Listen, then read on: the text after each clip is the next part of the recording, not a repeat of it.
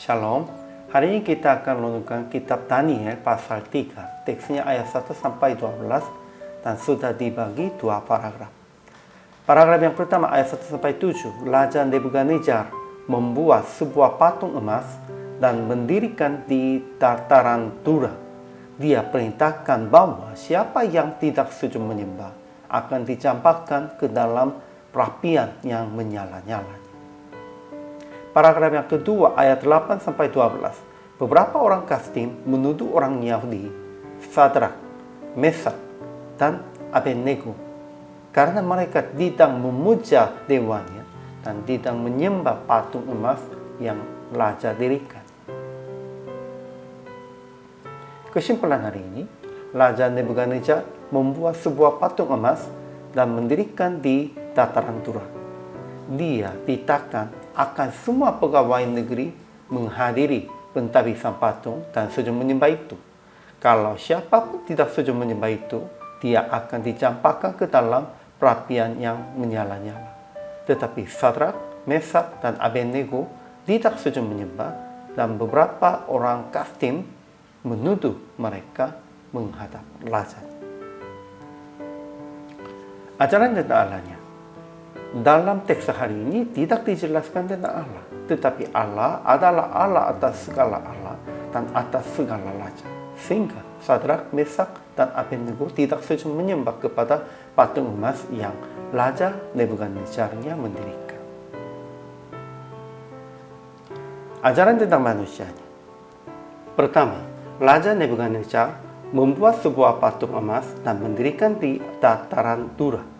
Kemudian dia menyuruh orang mengumpulkan para wakil raja, para penguasa, para bupati, para penasihat negara, para bendahara, para hakim, para ahli hukum, dan semua kepala daerah untuk menghadiri pentabisan patung itu dan titahkan bahwa siapa yang tidak setuju menyembah akan dicampakkan ke dalam perapian yang menyala-nyala.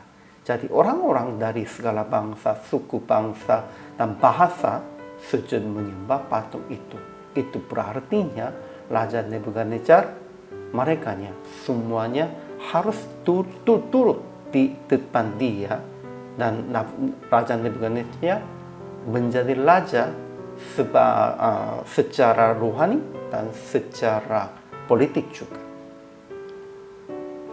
Kedua, beberapa orang Kasdim menuduh orang Yahudi, Sadrak, Mesak, dan Abednego karena mereka tidak memuja dewanya dan tidak menyembah patung emas yang raja dirikannya.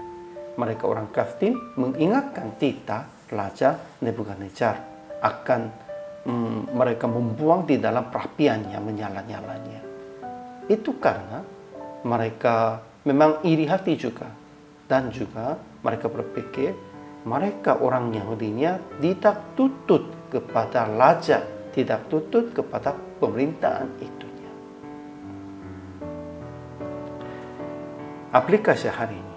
Pertama, jangan memaksakan siapapun dengan alasan apapun memuliakan nama Tuhan Yesus dalam kehidupan Anda yang merendahkan diri.